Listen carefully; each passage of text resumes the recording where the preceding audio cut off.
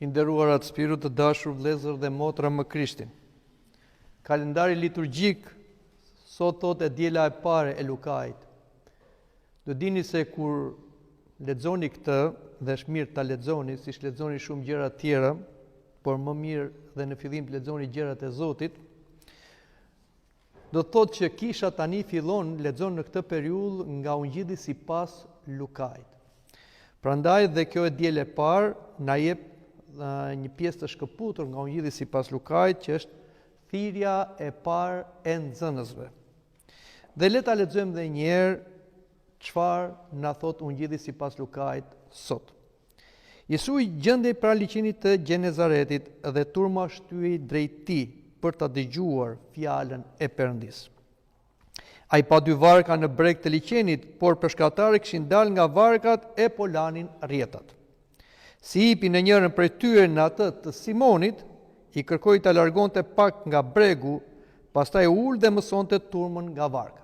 Kjo është pjesa e parë që lexojmë sot. Pra, Zoti Jezu Krisht ishte në liçenin e Galiles ose Gjenezaretit dhe atje ai kërkoi ndihmën e peshkatarëve. Në këtu na përmendet Simoni, i cili ishte me vllajën e vet Andrean dhe dy vëllezërit Jakobi dhe Johani. Këta ishin peshkatar dhe Krishti kërkoi ndihmë që ata të jepnin një nga varkat e tyre, që Krishti të ulej, të largoj pak nga bregu i liçenit dhe kështu të predikonte turmës, sepse turma rrezikonte ta shtynte dhe ta hidhte në liçen.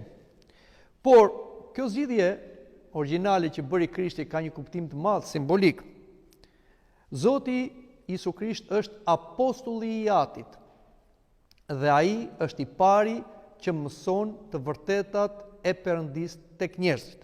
Prandaj dhe Krishti i tha mos thoni të tjerëve mësues, sepse një është mësuesi juaj, Jezu Krishti. Dhe Krishti pastaj zgjodhi dhe apostujt të tjerë që i dërgoi. Por varka ka dhe një kuptim tjetër. Do dini se varka është dhe simboli i kishës dhe i shpëtimit.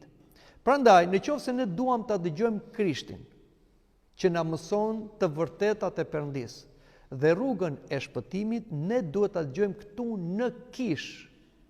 Dhe këtu pra dëgjojmë Krishtin, sepse Krishti është në varkën e kishës, e cila është apostolike, sepse thamë që varka ishte dhe e Simonit. Kjo është shumë e rëndësishme. Shpeshherë njerëzit të riqen nga mësime të tjera, po që nuk janë të kishës. Prandaj, ju mund dëgjoni fjalë shumë të bukura, prekse, por asnjëherë mos u tërhiqni pa bërë pyetjen, nga kush vjen ti që na flet? Kush të ka dërguar? Nëse vjen nga kisha katolike, apostolike, ortodokse dhe dërguar me bekimin e kishës dhe me bekimin e episkopëve të kishës, atëherë këtë njeri duhet ta dëgjojmë, se ka dërguar kisha. Dhe kur e ka dërguar kisha, ka dërguar Zoti. Por nëse ai nuk ka lidhje me kishën ortodokse, atëherë nuk duhet ta dëgjoni. Jo vetëm atë, por dhe librat nuk duhet i lexoni, sepse një është kisha dhe nuk mund të kenë shumë kisha. Prandaj edhe kisha ortodokse, ato që quhen kisha i quhen heterodokse, jo ortodokse ose heretike. Dhe populli i thjesht duhet ketë kujdes, nuk duhet të dëgjoj dhe të lexoj mesazhet që ne japin ata që nuk janë të kishës ortodokse. Sepse duke mos pasur një dije të vërtetë dhe të plot, mund të bijem në gabime, në herezi, në skizëm dhe largohemi nga kisha. Dhe fatkeqësisht ka të krishterë ortodoks me tradit që nuk vazhdojnë të jenë më pjesë e kishës ortodoks, po janë shkëputur sepse janë tërhequr nga këto predikime ose nga këto lexime që nuk janë të kishës dhe kanë humbur rrugën. Prandaj ta keni gjithmonë parasysh. Krishti është në kishë dhe kisha është një apostolike ortodokse dhe këtu dëgjojmë të vërtetën që na jepet nëpërmjet kishës, pra episkopëve, klerikëve, teologëve, katekistëve. Por tjetra që është shumë e rëndësishme është kjo. Dhe kur mbaroi së foluri, i tha Simonit: "Shko drejt thellësisë dhe hidh rrjetat për peshkim." Simoni u përgjigj, Mësues, jemi munduar gjithë natën e nuk kemi zënë gjë, po për hir të fjalës sate do t'i hedhë rjetat. Si bën kështu kapën kaq shumë peshq sa po griseshin rjetat. Atëre u bëri shenja atyre që ishin në varkën tjetër që të vinin e t'i ndihmonin. Ata erdhën dhe të dyja varkët u mbushën aq shumë sa po fundoseshin. Tashmë Krishti, i cili ishte me profesion marangoz, sepse ai i rritur në shtëpinë e Josifit, prandaj e quhej edhe biri i marangozit, i thot peshkatarit Simonit, i cili kishte dështuar në peshkim, kishte hedhur rjetat gjithë natën, siç është edhe ajo tradita dhe e mira që peshkimi bëhet natën, që peshqit mos shikojnë rjetën e diçka tjetër, por Simoni bashkë me vllajën e vet, bashkë me shokët e tij, nuk ishin zënë peshk.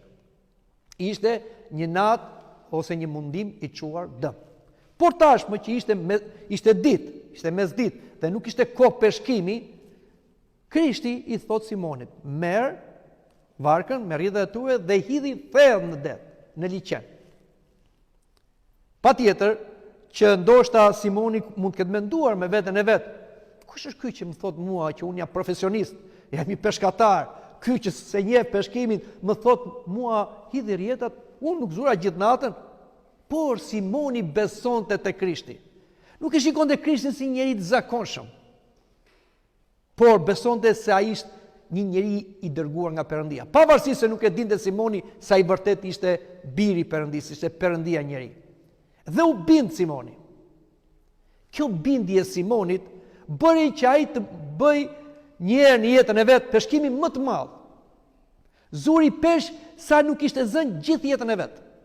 Dhe nuk mundet do të ngrinte rjetën me vllajën e vet sa kërkojnë ndihmën dhe varkat e shokëve të tij. Dhe të gjitha u mbushën plot dhe gati sa varkat nuk fundoseshin. Por ka një element aty. Krishti thot, hidhe rjetën thellë. Tashti, do merremi me peshkimin, do flasim për metodat e peshkimit, apo ka diçka tjetër këtu? Ka diçka tjetër. Ka diçka që Krishti na thot edhe neve, që besojnë tek ai.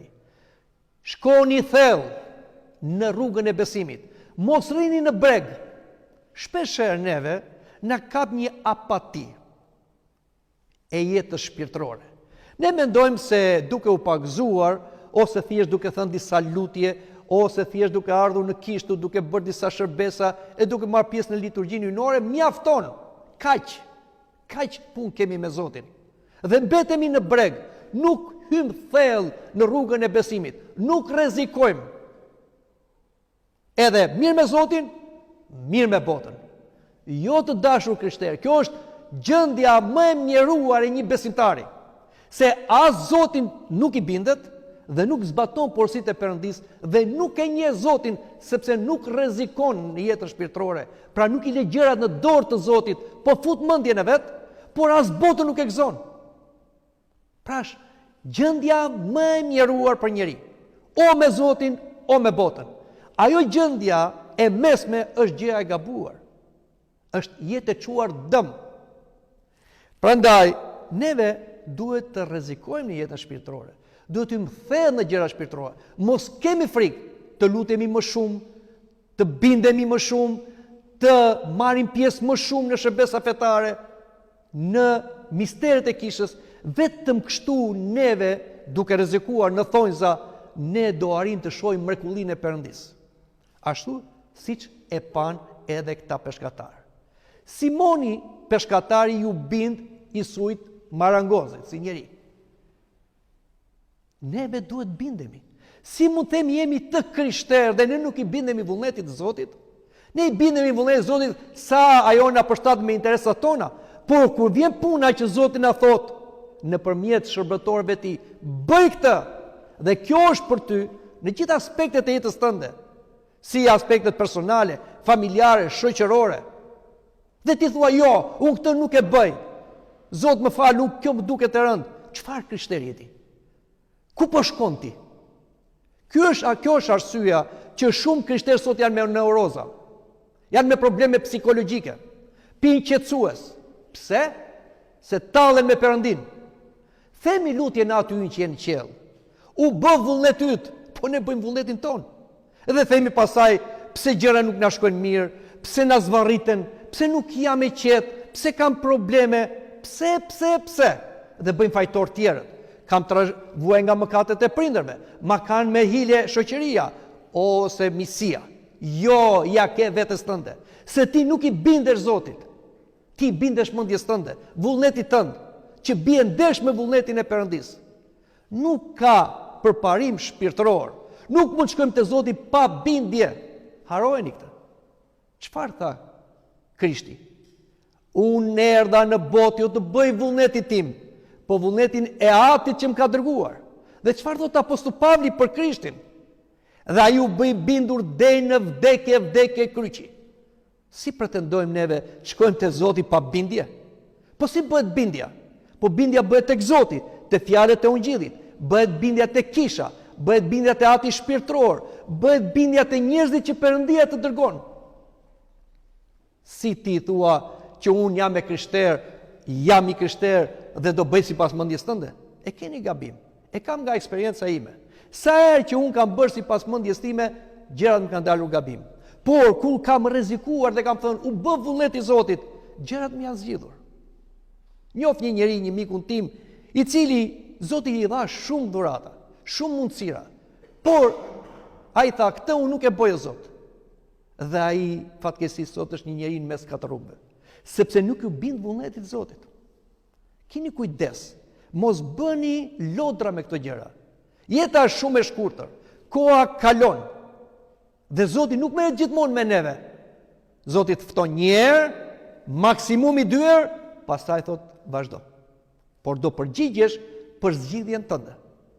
Dhe i japi mundësi frymërave kundërshtare, që të cilët kur shikojnë mosbindjen, sepse ata nuk u bindën dhe u rebeluan, atëherë hynë në jetën tonë, na shkatrojnë jetën tonë dhe u mbasim të gjitha gjërat që na e Perëndia. Edhe këtë jetë e prishim, edhe përjetësinë e humbasim.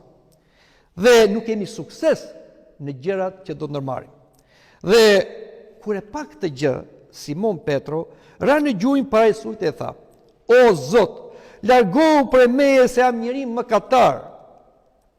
Ai dhe të gjithë ata që ishin me të u çuditën nga sasia e madhe e peshkut që kishin zënë. Aty ishte edhe Jakovi dhe Johani, bijtë e Zebedeut, të ishin të afërt të Simonit. Atë Isu i tha Simonit: "Mos ke frikë, që tani do të bëhesh peshkatar njerëzish." Si nxorën barka në breg, ata lanë gjithçka dhe shkuan pas Isuit. Ne themi që besojmë Krishtin, e dua Krishtin, e tjera, madje ka disa nga ata që pretendojnë se kanë parë Krishtin ose kanë vegime angjësh dhe shenjtorësh. Dhe vinë dhe këtu në kishë dhe janë shumë të rregullt, dhe ne i shikojmë nga pamje jashtme ose dhe veten tonë, dhe themi, ky njeri është vërtet besimtar, ose neve na duket vetja jemi besimtar. Të dashur të krishterë, nëse Krishti ka ardhur në jetën tonë, është shfaqur në jetën tonë, me një anë të vegimi, me anë të një mrekullie, por ne nuk kemi ndjes pendese brenda vetes, jemi të mashtruar. Nuk na është shfaqur Krishti. Jo, është shfaqur antikrishti me pamjen e Krishtit, fryma e botës, fryma e krenarisë, fryma e fodullëkut. Dhe neve fryhemi si një tullumbace që të plasim pastaj me turp. Kur Zoti shfaqet tek njeriu duhet ndjej pendes. Kur drita vjen tek neve, ne na shfaqen gjithë dobësitë tona, mëkatet, pasionet tona. Dhe si mund të mburremi neve? Sa më fort drita, aq më fort është errësira. Sa më afër të afrohet Zoti, aq më shumë duhet ndjej mëkatet tona. Në qoftë se nuk i ndjej mëkatet tona dhe nuk vim këtu me pendes, me përunësi, nuk jemi në terezi. Jemi në rrugë gabuar, po mashtrohemi, po na ikën kot edhe mundimi i ardhjes në kishë. Prandaj, çfarë tha Simon Petro? Largohu prej meje, Zot, jam mëkatar. Edhe neve, kështu duhet ta ndjejmë veten. Zot, nuk jam i denj të të përmend emrin, nuk jam i denj të të vi në kishë, nuk jam i denj të marr misteret. Por Zoti thotë, mos ke frikë. Nëse ti ke pendes, atëherë do vi unë tek ty. Do të pastroj, do të ndriçoj, do të shenjtëroj, do të thërras, do të bekoj, do të bëj shërbëtorin tim. Dhe me ty do bëj gjëra të mëdha. Gjëja që pëlqen më shumë Zoti është përulësia dhe bindja. Këto dy gjëra janë siguri për shpëtimin tonë.